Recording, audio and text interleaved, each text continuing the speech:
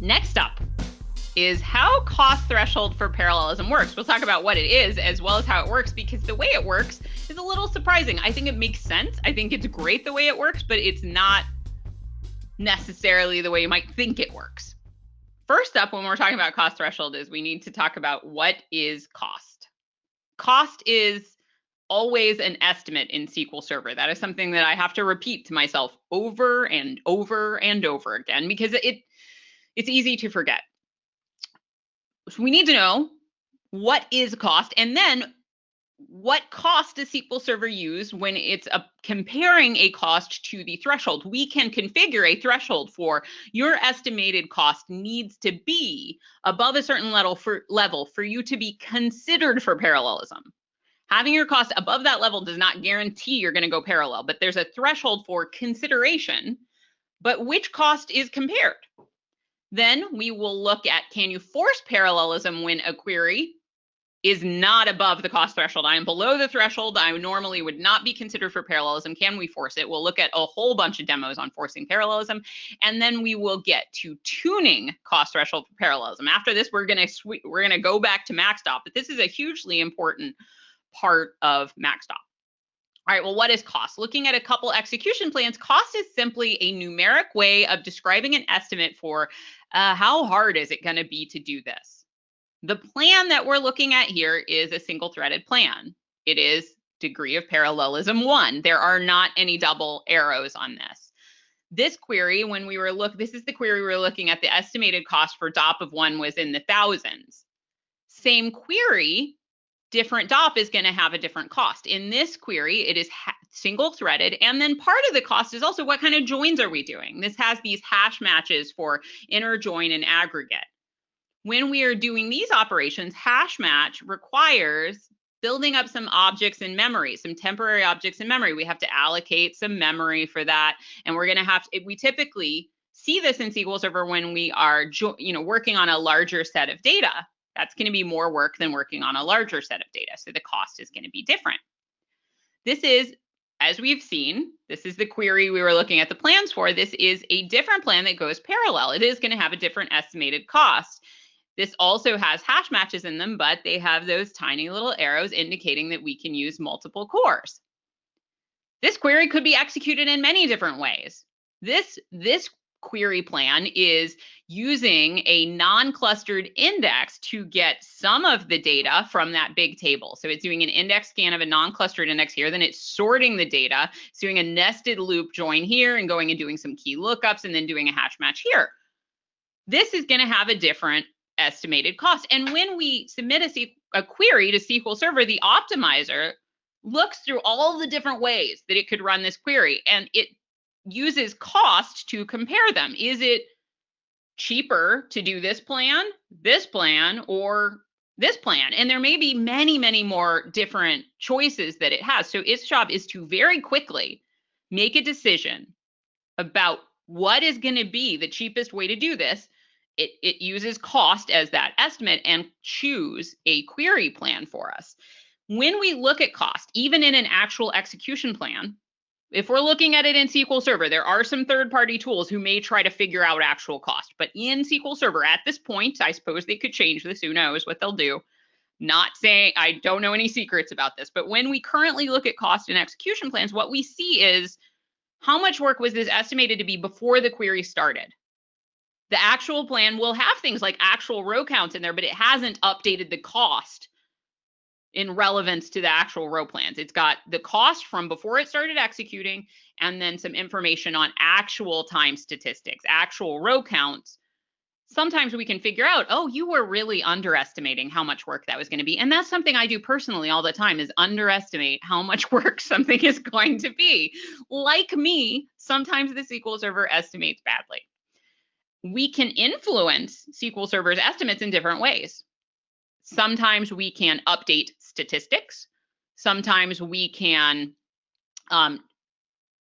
create indexes that have different statistics on them. So there's different things we can do to kind of lure it towards a different plan. We can say, I don't care about your estimates. I'm going to force a certain behavior with hints. We can do a lot of different things. So cost is always an estimate. It's always about how much work do I think it's going to be. It's kind of like a currency. Let's take a look at what this threshold is, because this threshold is going against the estimated cost, not against any sort of actual cost. And we can literally set a bar for who is considered to go parallel in our SQL Server. All right, so we want to go into the guest OS VM here, and I'm gonna not save the changes to this script because I changed a lot of different stuff experimenting. And we're gonna open now. We are gonna go into the script 2, the cost threshold for parallelism setting. We are gonna start out this demo at, actually, sorry, we're setting max stop first. So just for fun, let's run at max stop 5. We're getting crazy. We're using an odd max stop. I feel like a wild person. My younger self would not have expected this to happen. We are also going to set cost threshold for parallelism to the default value. I already have it set to this. This is also an advanced option. Cost threshold for parallelism, SQL Server ships with a value of 5 for this.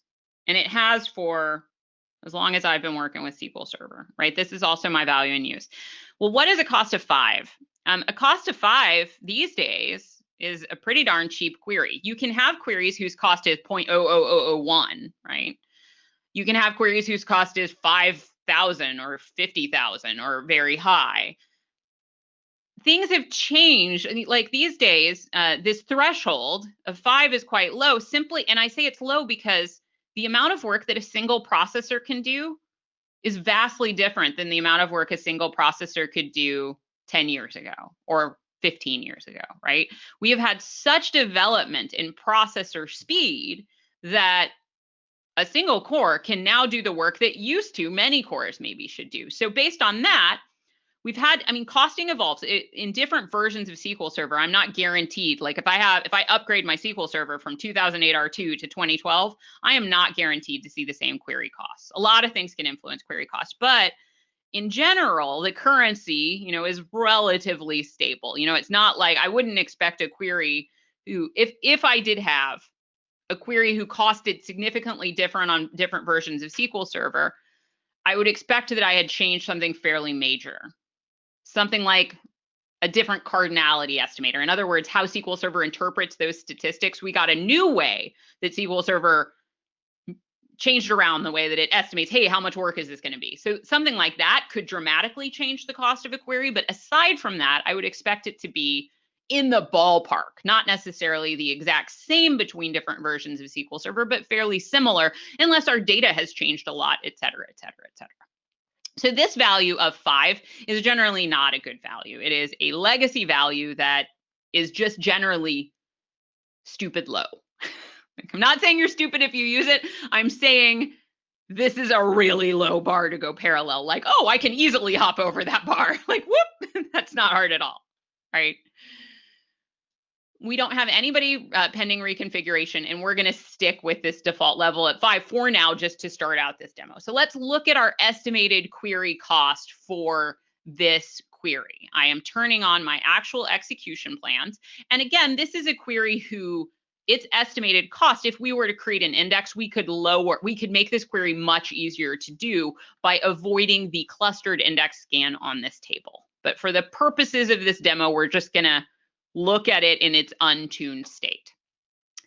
The estimated subtree cost for this query, there's no hint here. I don't have resource governor configured. I don't have the database level configured. We are at DOP 10 right now. The estimated subtree cost for this is 503.782. And if I hover over this operator, the tooltip, it just shows a selection of what's in those properties. I can see the exact same information for this in the tooltip as well. So this value, 503, is obviously higher than 5, right? Well, is it comparing that value? It's actually not using this estimated cost. This is not what's being compared to the bar. And we can prove that. I am going to change my cost threshold to right above that estimated cost. I have now raised the bar for who gets to go parallel and set it to 548. Okay, so the bar is at 548. Let's look at my estimated plan. I did Control L there, and I'm still going parallel. And in fact, when I look at my estimated subtree cost, it's 503, and I set this to 548. So let's even set it to 504, just above it, 504, just for fun. Why not? Set it to 504. Look at my estimated plan. I'm still going parallel, and my cost is 503. My cost is under the bar, right? Even the bar was even higher earlier, and I'm still looking at that. And I look at my actual plan, and I really did go parallel. I went parallel with estimated subtree cost of 503. That really is my estimated subtree cost. I still went parallel. That's because this bar, this threshold bar, what it is being compared to is the estimated cost for your query if it ran with only one thread. It's not, because I might have different costs at different DOPs. It says, okay, the bar is compared to you at DOP 1, which I think makes really good sense because this query is really slow at DOP 1. I did Control L for estimated plan, and I have the option max DOP 1 hint here. I'm getting the non-parallel plan. And when I look at it, okay, what is my estimated cost at DOP 1? It's 1,196.95. 1,196. So we're going to go to 1,197. Now we're going to set our bar higher. I had it in the 500s. Now I'm setting it just above the estimated cost for this query at max DOP 1. And I'm reconfiguring to make it take effect. And I did change it. I changed it from 504 to 1197. Now I'm looking at estimated plan for my query who doesn't have any hints. Now, if I do Control L for that, it's going to go single threaded. And let me go ahead and get it started executing because it's going to take a while to run. Now, what we want to know is, okay, how long is it going to take to run? Is it going to be much, much faster than when Resource Governor made it at DOP 1, which I think we saw 47 seconds earlier for Resource Governor who had a parallel plan that it was making run at DOP 1. It's still going to take quite a while. This can be a little, so the one question that comes up a lot is, okay, well, if it's the cost of the query at DOP 1 that's used to determine whether or not it qualifies for parallelism, to be whether it's considered for parallelism, is there a way I can see for a parallel plan in cache, can I see what is the estimated cost at DOP 1? That information is not included in the query execution plan. The way to see what would be the cost at DOP 1 is to estimate it yourself, right? So there is no simple way to see what would your cost be at DOP 1 in the query plan for a parallel plan. This took 49 seconds to run this time, right? So it was not, in fact, faster to run it at normal DOP 1, optimized for DOP 1, rather than parallel plan running at DOP 1. That's in this case. I would think there's going to be some cases where the performance is different, but in this case, it's fine. So when I'm under this bar, I just don't qualify to go parallel. And if I look, there is differences here. My degree of parallelism is 1 in the plan. Remember when we had the Resource Governor one that was forced to be single threaded, it actually said 0 there. It said degree of parallelism 0, which is just really weird. But at this one, it actually is degree of parallelism 1. And notice here that I don't have thread stats here. When in an actual plan that is optimized, or that was optimized at DOP 1, it didn't qualify to go parallel. I mean, my thread stat is you got 1 thread. That's my thread stat. I can still see actual time statistics on these operators, but it's just like, okay, you've got 1 thread. The all threads is equal to the whole time, right? That makes sense, I think. All right, let's lower the threshold by 1. We're going down to 1196. This is just under the estimated cost to run this query. Single threaded. And now I should qualify for parallelism because the bar is just under where I am. And sure enough, I go parallel. This is why, right, our cost threshold right now, our cost threshold is 1197. Our estimated cost for our query is 503. You will sometimes see if you raise your cost, well, even if you don't raise your cost threshold from parallelism, you will sometimes see, hey, I have queries going parallel whose subtree cost is lower than the threshold, but they're still going parallel. The reason is, well, either something is happening behind the scenes to force parallelism, which we will look at, or more likely, the estimated cost to run them with just 1 thread is above that threshold. the estimated cost we see here is not the one that is compared to the threshold for parallelism. And this does make things tricky, because if I'm tuning my cost threshold and I'm looking at my query execution plan cache, or I'm looking at query store and I'm looking at query costs there for a parallel query, I might see that the cost of the query is 503. Okay, if I raise my cost threshold to 550, is this query still going to go parallel? Well, I don't know, because I need to know what the cost is for this to run at DOP1. This means that either I need to go around on my most important queries looking at, okay, what is your cost at DOP1, or I just kind of do some guessing. Typically, tuning these things is often not an exact science. If you want to make it more exact and more precise, you've got to start looking at and do a lot of legwork and get really detailed, which will burn time. So typically, we only do that for really critical, really sensitive systems. For those systems, we generally should ask for, okay, we want matching hardware to run in pre-production. I need matching hardware, because if performance is really critical to you, I need to be able to test this outside of production on a real size data set with very similar environment. If it's really that important, because if I have this on a tiny VM in the dev environment, I may see, with less memory and a different configuration, I may get different plans. I'm probably going to get different plans, and my runtime is not going to be representative of what it's going to be on the production hardware either.